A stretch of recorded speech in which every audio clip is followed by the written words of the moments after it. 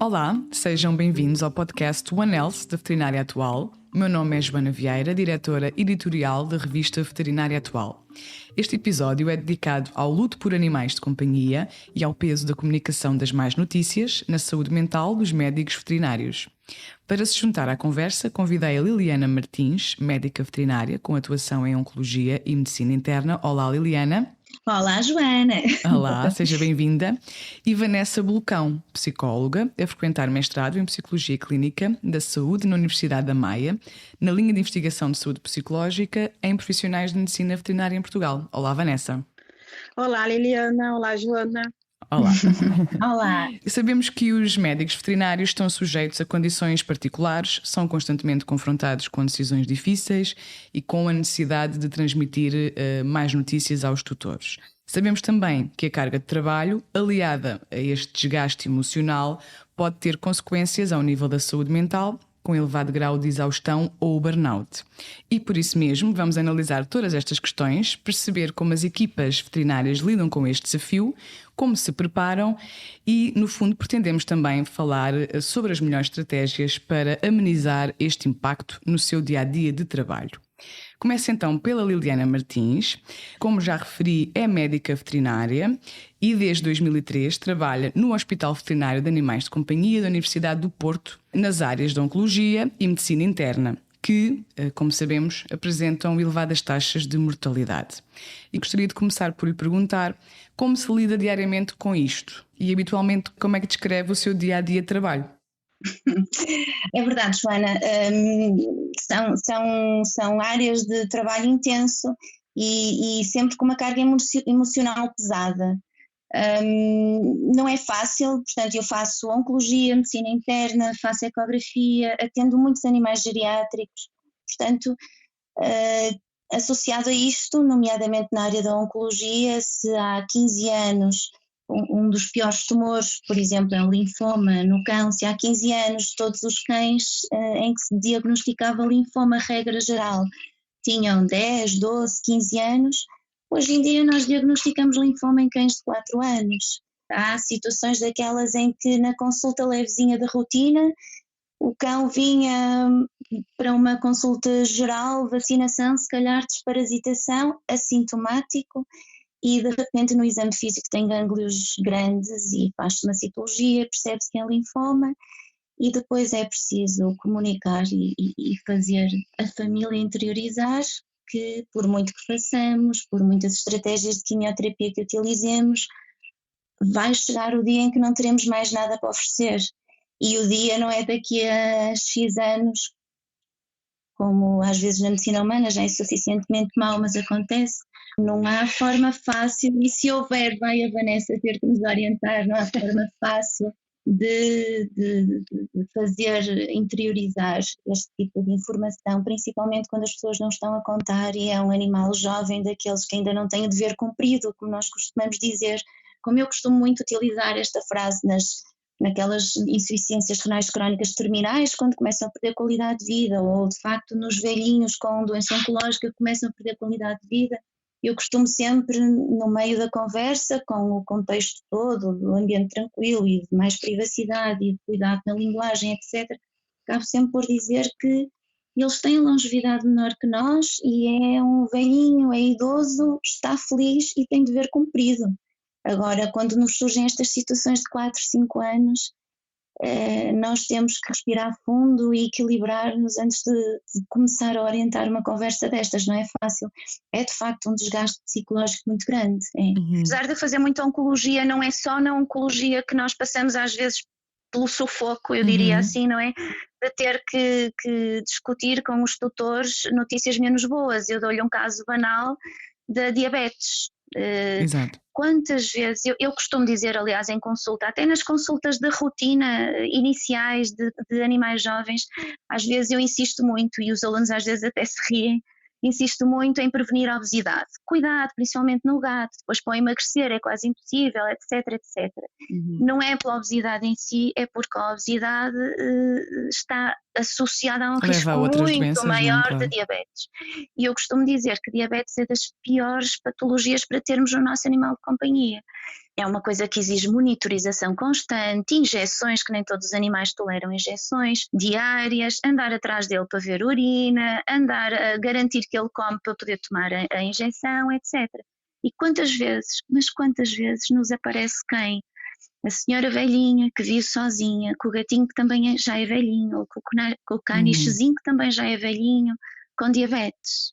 Claro. E às vezes nós, pela história, pelo exame físico, já suspeitamos, vamos fazer as análises de sangue e enquanto fazemos a tira urinária já estamos ali a prever, já estamos quase que a ver ali glicose na urina ainda antes dela aparecer e a prever os diferentes cenários que nos vão aparecer quando for explicar à senhora que é suposto injetar o gatinho 2 vezes ao dia. Muda a vida às pessoas. Eu já tive situações de vizinhos que passaram a ir lá todos os dias para ajudar a senhora a segurar no gato para injetar. Já tive situações de animais que não conseguiram ser bem controlados e volta meia volta estavam hospitalizados e acabaram por ficar com complicações que não deu para dar a volta, porque de facto era uma pessoa que via mal e o gato fugia.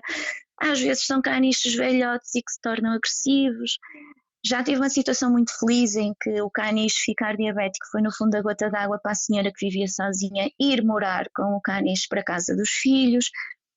Portanto, são coisas que às vezes acabam menos bem ou até melhores, mas que na altura, em 20 minutos ou num quarto de hora, nós temos que mudar, que ajudar as pessoas a reorientarem a vida de uma forma muito profunda. E isto desgasta, não só pela medicina, que felizmente temos muitos recursos hoje em dia, a medicina veterinária está bastante desenvolvida e isso dá gosto porque temos recursos, mas pela gestão da parte económica, porque depois as pessoas não conseguem suportar os custos daquilo que nós propomos e temos que arranjar planos B e C que não são tão eficazes, que são mais tóxicos. E gerir as emoções também, não é? As emoções é muito desgastante isto, nós precisamos muito zelar pelo nosso equilíbrio mental, senão não conseguimos ajudar e orientar nestas situações.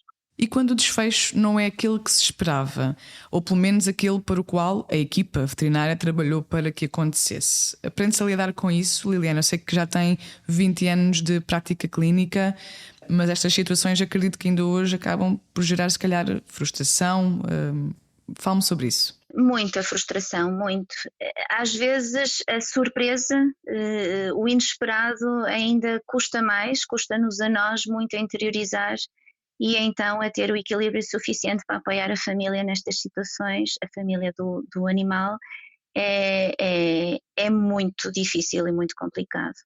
Nós somos uma equipa grande, não é? E que temos estas facilidades, estas vantagens, conhecemos-nos bem uns aos outros e, portanto, sabemos as mais-valias e as debilidades de cada um e às vezes até aproveitamos isso para orientar estas conversas mais difíceis para quem está mais à vontade e se sai melhor e consegue dar uma orientação mais firme aos tutores. Mas é das piores coisas, é a surpresa, e nomeadamente eu estou-me a lembrar agora para quem faz ecografia, que também faço.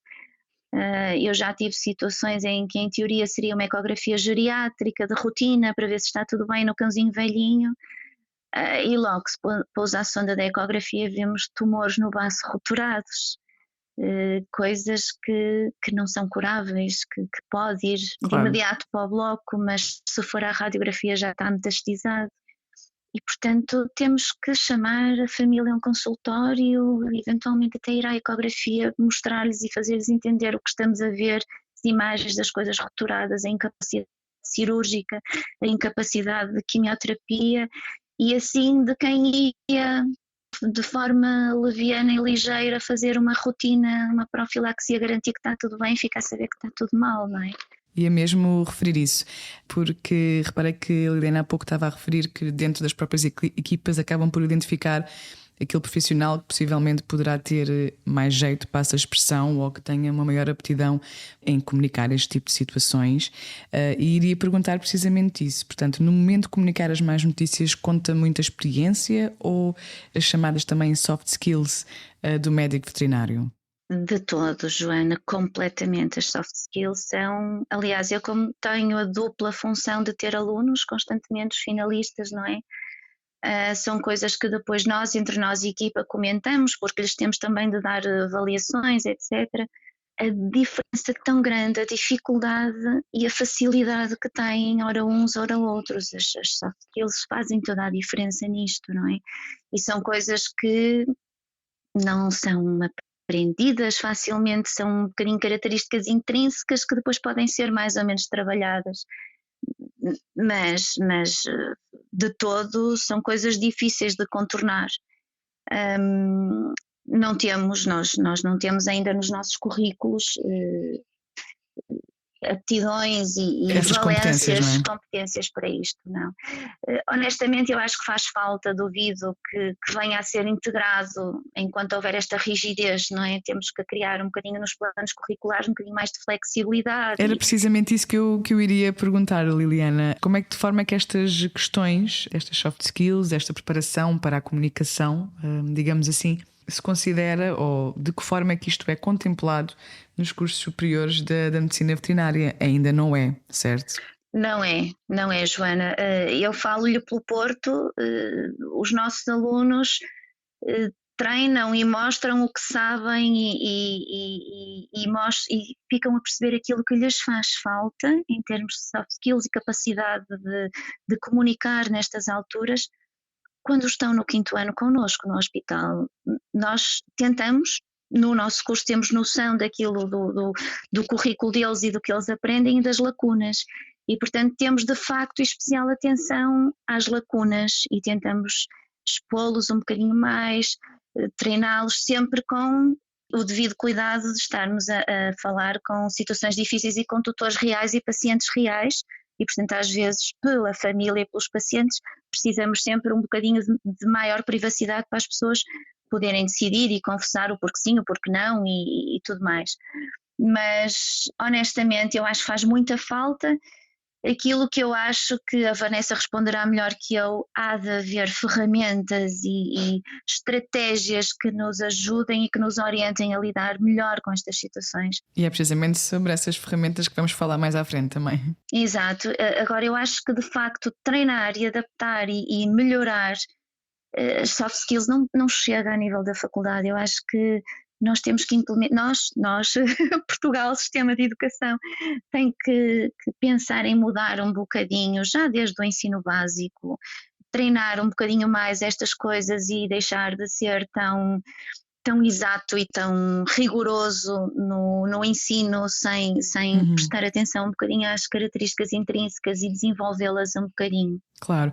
E nestes casos a que se agarram vocês? Ou seja, não existe esta preparação nos cursos superiores, que já aqui falámos. Agarram-se aqui a cursos pós-graduados, sensibilidades, conversas que têm com os pares, à experiência, no fundo?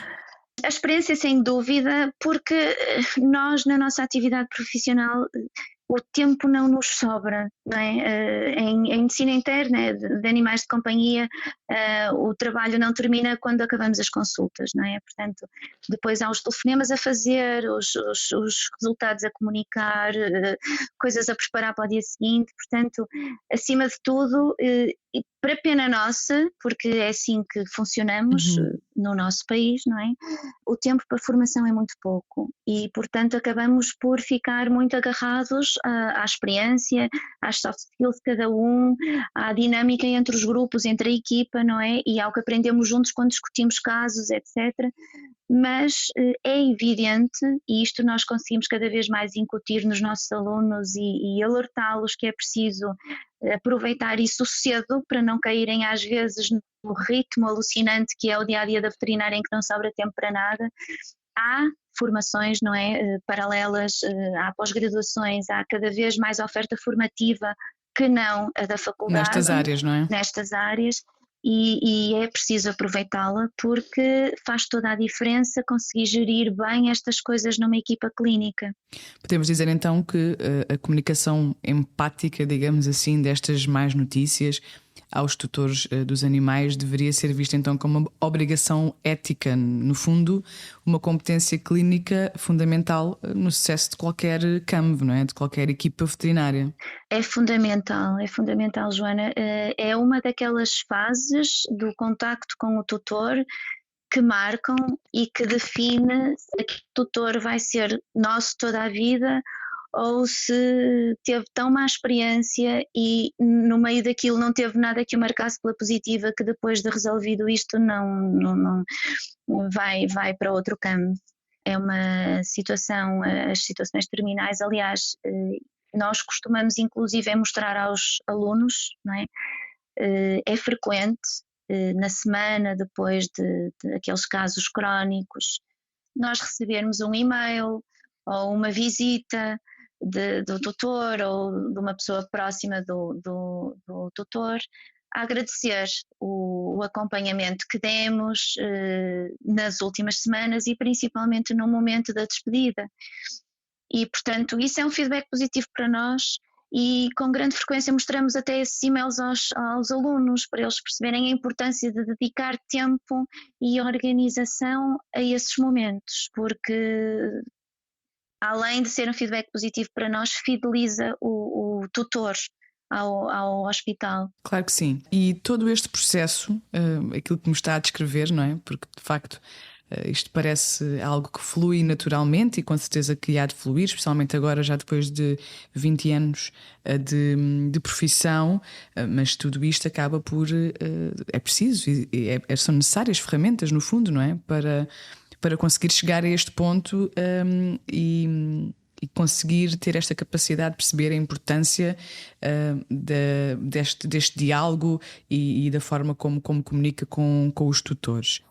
Mas acredito que todo este processo, isto gera stress e ansiedade em vocês, não é? Portanto, vocês veterinários e como sabemos, podem inclusivamente comprometer a saúde mental, que é o que vamos falar um pouco mais a seguir com a Vanessa Bulcão. Mas gostaria de lhe perguntar se já sentiu este desgaste emocional. Quem não, Joana? Quem não?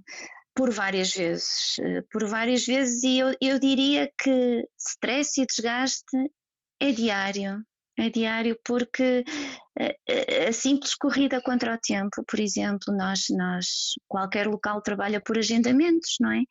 E portanto no tempo de uma consulta de repente surge um problema que nós temos de explicar ao tutor, que temos de fazer X, Y coisas e que tem determinados custos. Começa logo aí a gestão da vontade do tutor querer fazer, mas não poder, a necessidade de arranjarmos planos B e C, logo aí começam as dificuldades de gestão destas coisas. Depois, claro, o que já falamos. É gerir a saúde do animal e ao mesmo tempo a expectativa do tutor, não é? Exatamente. Vocês têm aqui estas duas vertentes. Falar e transmitir os diagnósticos de doenças difíceis de tratar, caras, as incuráveis, não é? Gerir a angústia dos tutores naquela fase terminal e depois todo o sem número de coisas que nós temos que fazer além das consultas fora já do horário laboral. Não é fácil gerir isto tudo. Eu acho que nós temos, e a Vanessa com certeza que vai ajudar muito, eu acho que de facto nós duas é muito inteligente uma conversa entre nós duas, se calhar de certeza que temos coisas aqui a partilhar e a aprender e com o tempo e se calhar cada um de nós acaba por descobrir o que lhe é mais útil e eu preciso de interiorizar os casos sozinha, de os fechar para me libertar deles. Claro. Porque senão ando sempre com tudo, a pensar em tudo ao mesmo tempo. Eu por exemplo, e às vezes chego a casa e o meu marido ou o meu filho dizem: vieste a pensar no teu trabalho.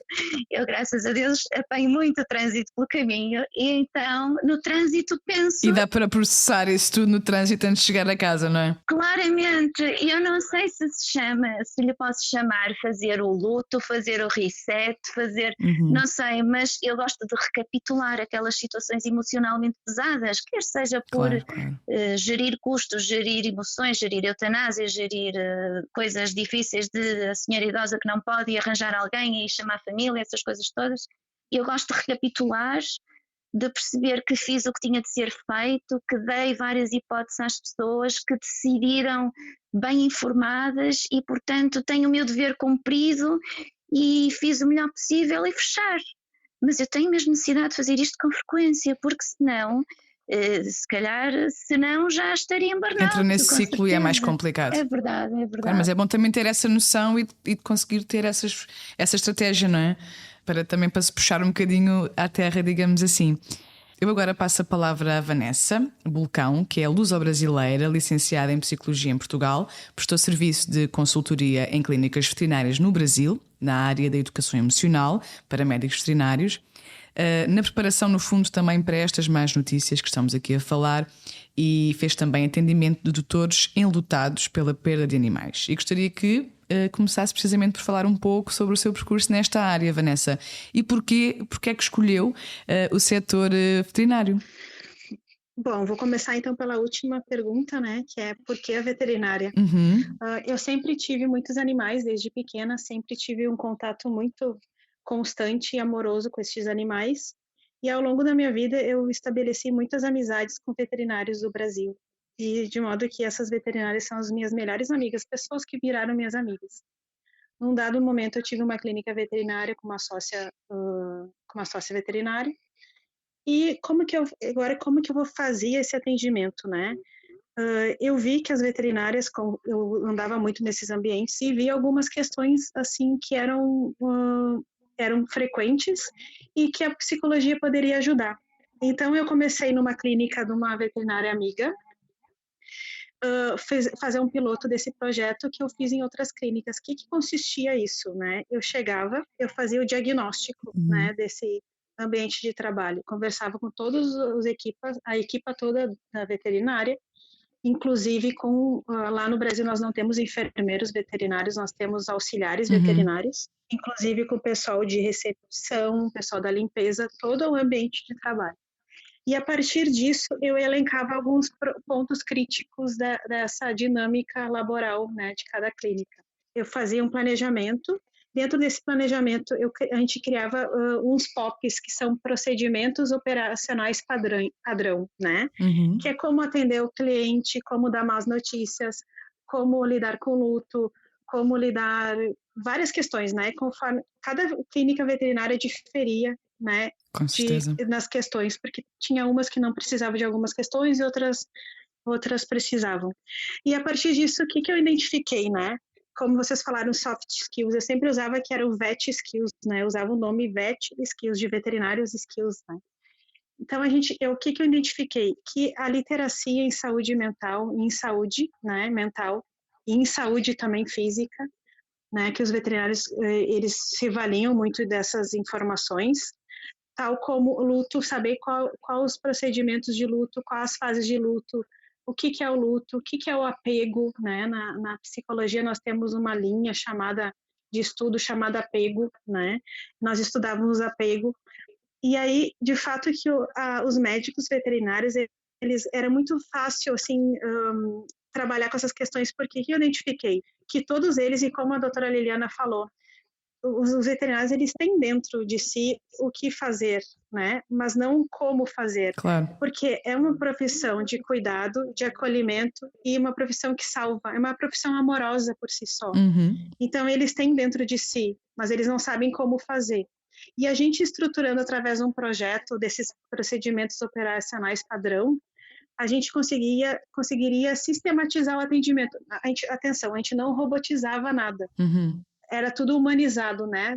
A gente colocava no papel esses procedimentos, mas os médicos não eram assim, etapa 1, etapa 2, etapa 3, não. Era uma questão bastante humanizada. E aí nós criávamos, né, grupos terapêuticos com tutores enlutados, e a partir desses grupos terapêuticos vinham muitos, eu começava a atender essas pessoas na psicoterapia no meu consultório. Eu fazia uma psicoterapia breve de orientação, baseada em terapia cognitivo-comportamental.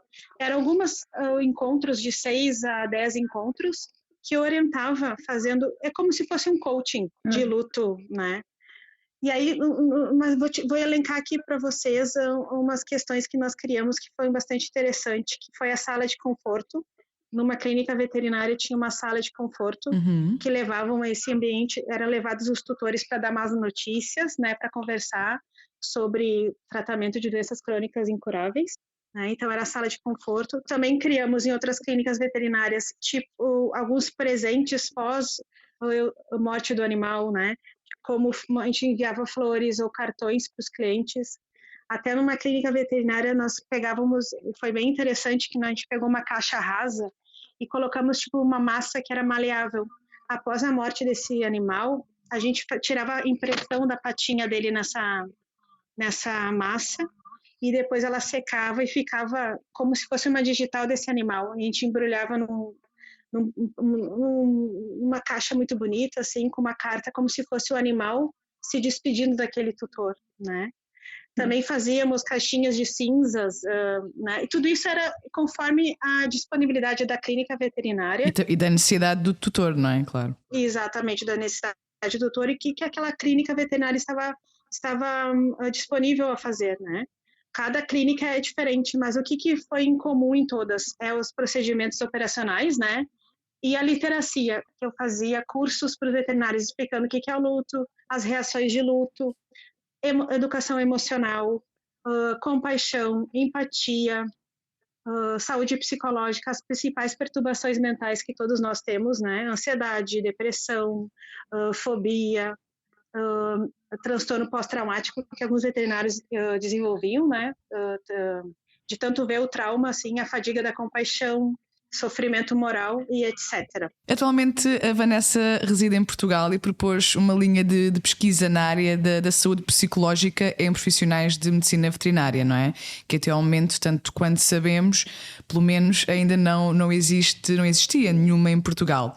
O objetivo depois, tanto quanto eu percebi, é comparar os resultados de Portugal com outros países, certo?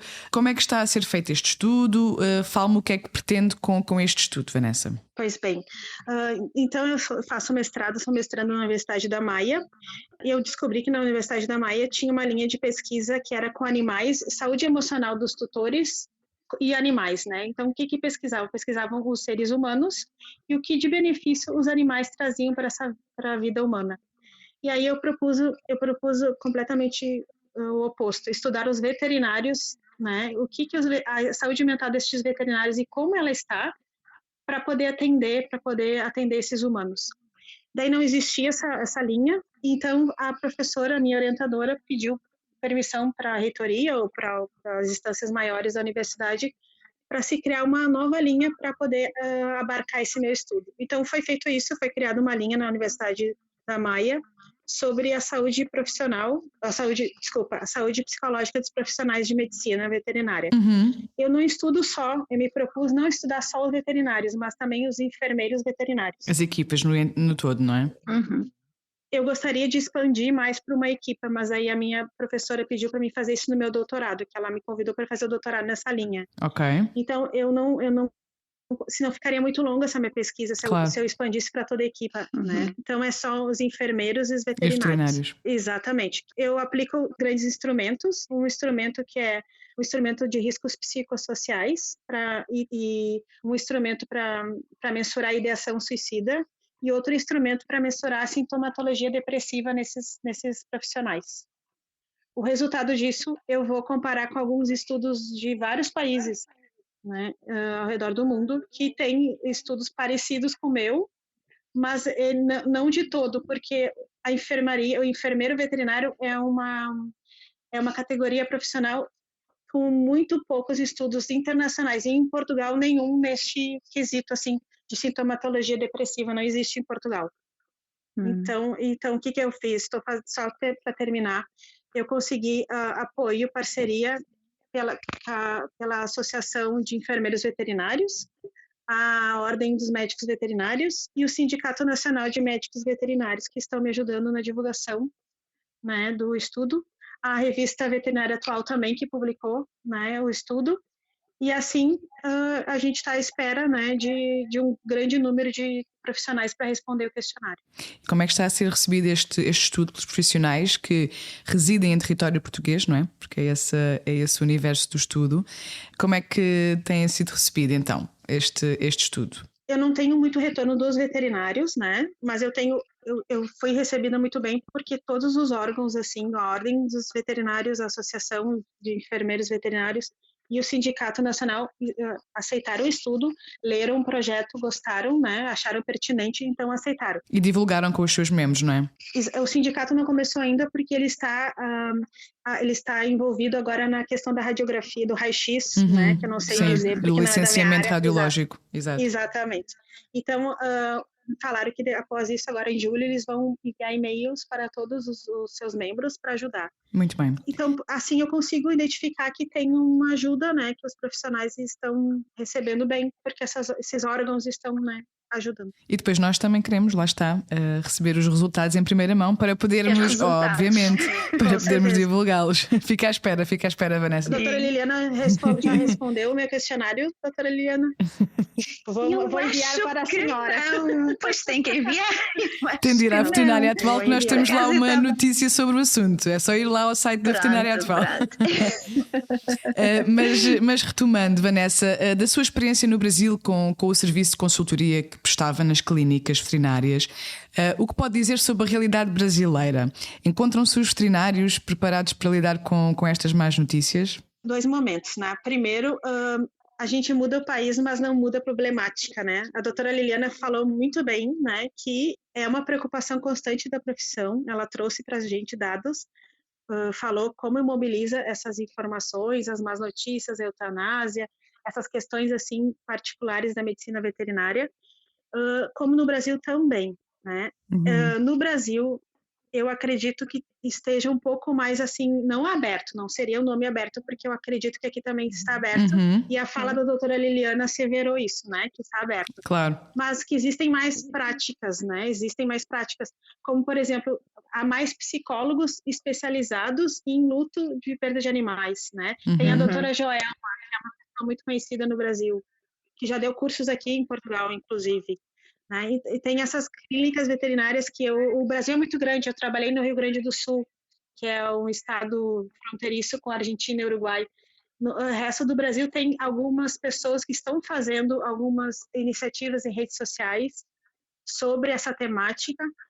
Algumas clínicas fazem algumas coisas, então eu acho que no Brasil tem mais iniciativas já propostas e sendo feitas, mas eu acredito que aqui tenha um campo muito vasto de abertura para isso. Claro que sim, acredito que haja potencial. Exatamente, acredito que haja potencial precisamente para seguirmos esse caminho também. Sim. Quais são os maiores desafios dos veterinários em lidar com a morte e a eutanásia, Vanessa? E que consequências pode ter no profissional? Porque no fundo, como já aqui referimos, o veterinário cuida do ser animal e do ser humano. E por isso é que também, entre outras questões, não é, está aqui no centro do conceito ANELS, que é aqui a premissa deste podcast, e no fundo a carga emocional é muito grande, não é? Sim. Tanto física como psicológica. Exatamente. Eu costumo dizer, na minha concepção particular, que a medicina veterinária é a profissão mais complexa que existe no mundo. Eu acredito nisso. Por quê? Porque além de lidar com o ser humano, lida com o animal. Né, lida com os animais e com os seres humanos, né? Os seus pares médicos de medicina humana lidam só com os seres humanos, não lidam com animais. E eu acredito, né, que o veterinário está numa tríade, né? No meio está o animal, numa ponta está o ser humano e outra ponta está o veterinário. Parece que o veterinário não é o ser humano, ele é o super-herói, a categoria de super-herói, né? É o ser humano, o animal e o super-herói, né? É verdade, é verdade. Exatamente.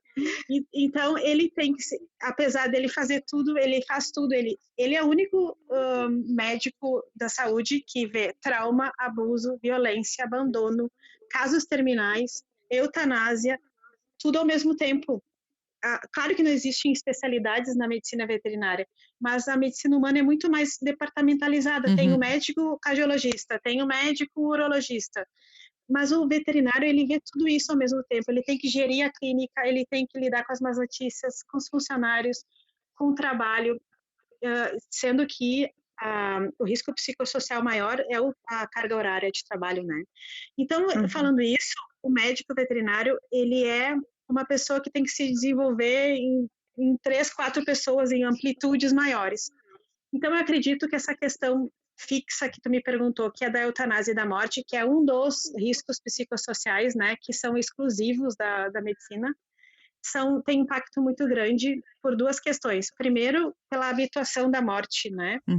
De tanto ter eutanásia e tanto a morte, se torna mais automático, né? Das más notícias, de lidar com a morte. E aí que eu pego e peço, que nos meus treinamentos, que eu peço, quando tu tocar numa outra alma humana, né? Ou numa alma animal, é outra alma tocando nessa alma, né? Não é, não colocar no pacote assim, mais uma morte, né? Não, aquele tutor é único, aquele ser que está ali, o animal é único. Eu sei que é super difícil fazer isso, é um exercício diário, né? Só que eu acho que essa habituação da morte atrapalha um pouco nessa questão de relacionamento de tutor e animal, né? E a partir da fidelização. Também, a questão da eutanásia traz muito responsabilidade, risco, não é? Exatamente, um sofrimento moral que também está muito presente na veterinária, que é quando acontecem eutanásias que não são propriamente certas naquele momento.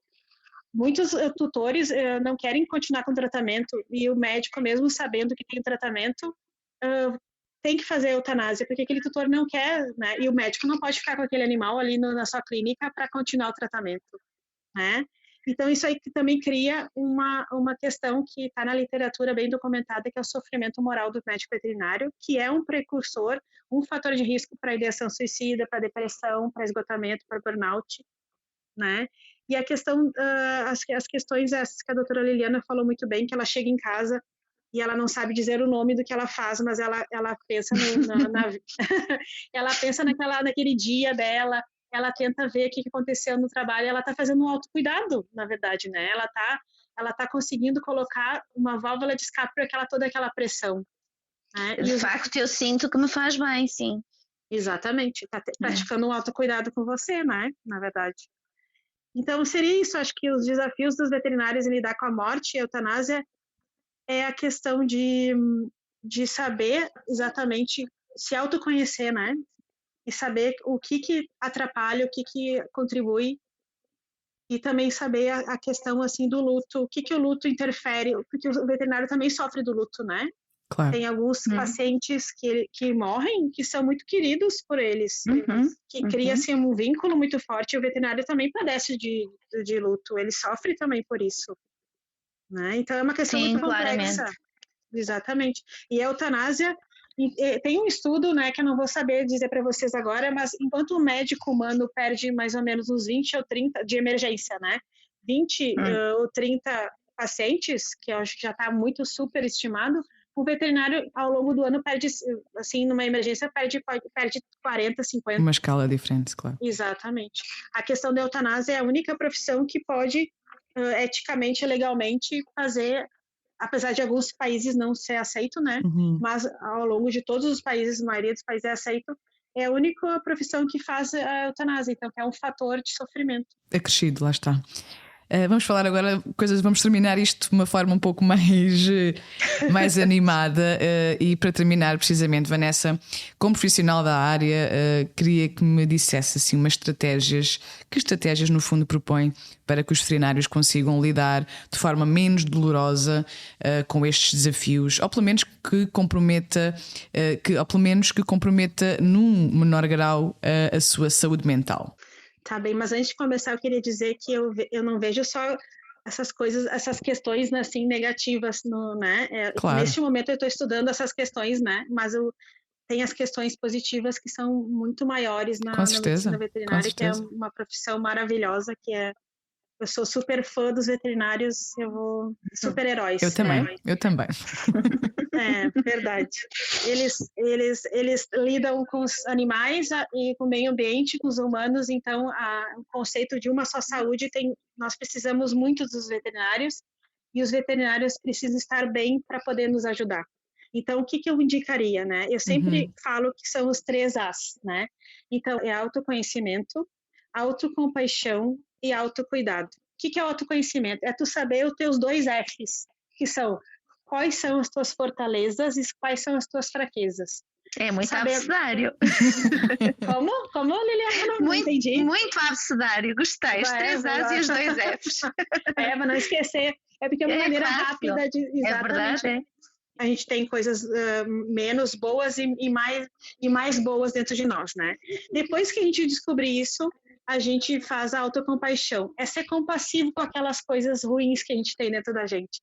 As questões assim, eu não consigo hoje, eu tô depressiva, porque eu perdi vários animais.